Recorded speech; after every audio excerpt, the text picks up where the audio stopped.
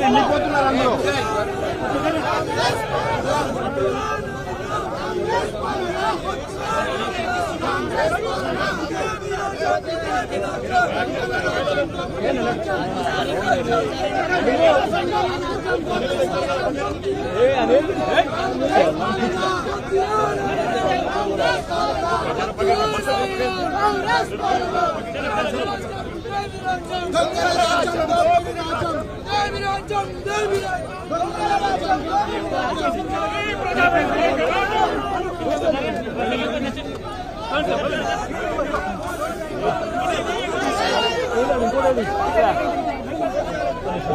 అదాడు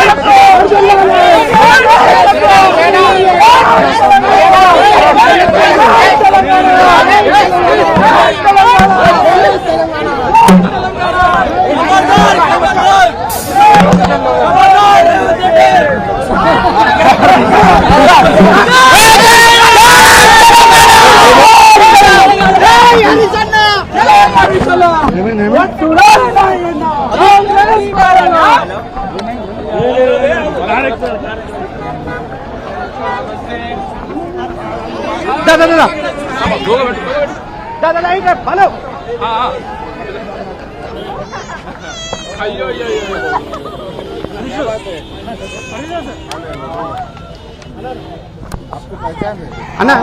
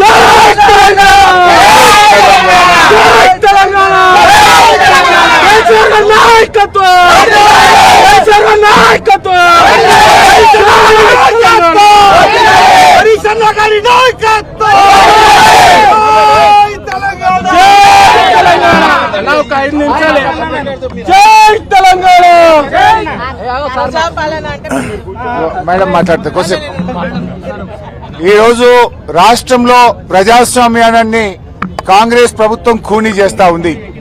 బయట ప్రశ్నిస్తేనేమో అక్రమ కేసులు, అరెస్టులు, శాసనసభలో ప్రశ్నిస్తే కనీసం మైక్ ఇవ్వకుండా గొంతు నొక్కడము, సస్పెండ్ చేస్తా ఉంది ఇవాళ కాంగ్రెస్ ప్రభుత్వం.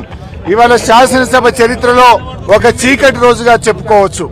నేను 22 ఏళ్లు శాసనసభలో ఉన్నాను. ఎప్పుడు కూడా ఇలాంటి పరిస్థితి మేము చూడలేదు. సభలో ప్రతిష్టంభన ఏర్పడితే అన్ని పక్షాల అభిప్రాయాలు తీసుకుంటారు, అన్ని పక్షాలను పిలిచి స్పీకర్ గారు మాట్లాడతారు. కానీ ఇక్కడ ఏ పక్షాల అభిప్రాయాలు తీసుకోకుండా కేవలం 4 కాంగ్రెస్ పార్టీ సభ్యులను మాట్లాడించి మూడ్ ఆఫ్ ద హౌస్ అని చెప్పి జగదీష్ రెడ్డి గారిని సస్పెండ్ చేశారు. నేను అడుగుతా ఉన్నా లెజిస్లేటివ్ అఫైర్స్ మినిస్టర్ ను, సభలో బీఆర్ఎస్ ఉంది, బీజేపీ ఉంది, ఎంఐఎం ఉంది, సిపిఐ పార్టీ ఉంది. మా అభిప్రాయాలు తీసుకున్నారా? కనీసం మమ్మల్ని అడిగారా? జగదీష్ రెడ్డి గారు ఎక్కడా ఏకవచనం వాడలేదు. ఏకవచనం వాడకుండా వాడినట్టు తప్పుడు ఆరోపణ పెట్టి ఏకపక్షంగా ఇవాళ జగదీష్ రెడ్డి గారిని బీఆర్ఎస్ పార్టీ గొంతు నొక్కారు. ఇవాళ పట్టపగలు ప్రజాస్వామ్యం కూని అయింది. రేవంత్ రెడ్డి గారేమో తెలంగాణ సాధించిన కేసీఆర్ ను మార్చుడికి పంపుతానని మాట్లాడతాడు. కేసీఆర్ గారిని కాల్చిపారేయాలని రేవంత్ రెడ్డి గారు మాట్లాడుతూ ఉంటాడు. రేవంత్ రెడ్డి గారు నీ పేగులు ఉడవీకి మెడలో వేసుకొని ఊరేగుతా అంటాడు, కళ్ళ గుడ్లు ఉడవీకి గోటీలాడుతా అంటాడు. రేవంత్ రెడ్డి ఇష్టం వచ్చిన భాష మాట్లాడతాడు. ఆయనకు మాత్రం అడ్డు అదుపు లేదు. కానీ మా జగదీష్ రెడ్డి గారు ఏమడిగిండు? సభలో న్యాయం అడిగాడు. మా హక్కులు కాపాడండి అని అడిగాడు. హక్కులు కాపాడమంటే శిక్షిస్తారా? హక్కులు కాపాడమంటే సస్పెండ్ చేస్తారా? ఇదేనా ప్రజాస్వామ్యం? నేను అడుగుతా ఉన్నా, ఎక్కడైనా మన దేశ రాజ్యాంగంలో ఏకవచనం వాడితే సస్పెండ్ చేయమని కాన్స్టిట్యూషన్ లో ఎక్కడనుందా? ఆయన వాడని ఏకవచనాన్ని వాడినట్టు చెప్పి వాడినా సస్పెండ్ చేయాలని భారత రాజ్యాంగంలో గాని మన శాసనసభ రూల్స్ బుక్ లో గాని ఎక్కడ కూడా చెప్పబడలేదు. అంటే మీరు ఢిల్లీలో రేవంత్ రెడ్డి డైరెక్షన్ తో ఇక్కడ శ్రీధర్ బాబు యాక్షన్ తీసుకున్నాడు. కావాలనే జగదీష్ రెడ్డి గారిని సస్పెండ్ చేసి మా గొంతు నొక్కే ప్రయత్నం చేశారు. అసలు ఆయన ప్రసంగం ప్రారంభించిన 5 నిమిషాల్లోనే ఇంటరప్ట్ చేయడం, పదే అడ్డుపడడం. అంటే మీరంతా కూడా ఇప్పటికే డిఫెన్స్ లో పడిపోయినారు. ప్రజలు మిమ్మల్ని బూతులు తిడతా ఉన్నారు. ప్రజలు కాంగ్రెస్ పాలనను ఏవగించుకుంటున్నారు, ఈసడించుకుంటున్నారు. అంటే మీరు ప్రజల యొక్క సమస్యలను, కష్టాలను మేము ఎత్తి చూపుతామనే భయంతో మా గొంతు నొక్కారు. ఇలా మీరు రైతు బంద్ ఇయ్యలేదు, రుణమాఫీ చేయలేదు, మహాలక్ష్మి మహిళలకు 2,500 ఇవ్వలేదు, వృద్ధులకు 4,000 పెన్షన్ ఇవ్వలేదు. రాష్ట్రంలో పంటలు ఎండిపోతా ఉన్నాయి. కరెంటు కోతలతో, లో వోల్టేజీతో మోటార్లు కాలిపోతా ఉన్నాయి. రైతులు రోడ్లెక్కుతా ఉన్నారు. మీ చేతగాంతనంతో ఆంధ్రప్రదేశ్ ప్రభుత్వం కృష్ణా నదీ జలాలన్నీ కూడా తరలించకపోయి మహబూబ్ నగర్, నల్లగొండ, ఖమ్మం జిల్లాలో పంటలు ఎండుతున్నాయి. 33 రోజులు దేవాదుల మోటార్లు ఆన్ చేయక 1,00,000 ఎకరాలు వరంగల్ జిల్లాలో పంటలు ఎండిపోతా ఉన్నాయి. ఇవన్నీ బయటకు వస్తాయని, వీటికి మీ దగ్గర సమాధానాలు లేవని బీఆర్ఎస్ ప్రశ్నిస్తుందనే ఉద్దేశంతోనే ఇవాళ మమ్మల్ని సస్పెండ్ చేశారు. దీన్ని తీవ్రంగా ఖండిస్తున్నాం. అది చాలా బ్యాడ్ లెక్క అండి. అసలు ఇప్పటి వరకు నేను ఇట్లాంటి పరిస్థితి ఏ రోజు చూడలే. అసెంబ్లీలో 22 ఏళ్లు అసెంబ్లీలో ఉన్నాను. ఎప్పుడైనా ఉరి తీసేవాడిని కూడా కనీసం నీ చివరి కోరికేందని అడుగుతారు. సస్పెండ్ చేసే సభ్యుడిని వ్యాఖ్యలు వెనక్కి తీసుకుంటావా అని అడుగుతారు. ఆ పార్టీల అభిప్రాయం తీసుకుంటారు. నేను 100 సార్లు అడిగాను స్పీకర్ను. స్పీకర్ గారు మాకు అవకాశం ఇవ్వండి అంటే ఇస్తాను అన్నాడు. ఇవ్వకుండానే శ్రీధర్ బాబు గారు ఆయన చదవడం, స్పీకర్ గారు మూడ్ ఆఫ్ ద హౌస్ అని సస్పెండ్ చేయడం జరిగింది. ఇది నిజంగా శాసనసభకు రూల్స్ కు తిలోదకాలు ఇవ్వడం. శాసనసభలో పట్టపగలు ప్రజాస్వామ్యాన్ని కూనీ చేశారు. ప్రతిపక్షం లేకుండా సభ నడుపుతారు. ఇదేం ప్రభుత్వం అండి? ప్రతిపక్షం లేకుండా సభ నడుపుకోవడం ఒక పద్ధత?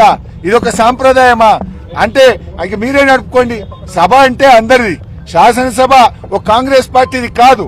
ఆ సభలో అందరి సభ్యులకు హక్కులుంటాయి, అందరి మాట్లాడే అవకాశం ఉంటుంది. కానీ స్పీకర్ గారి యొక్క తీరు, ఈరోజు ఏకపక్షంగా వ్యవహరించిన యొక్క విధానాన్ని తీవ్రంగా ఖండిస్తున్నాం.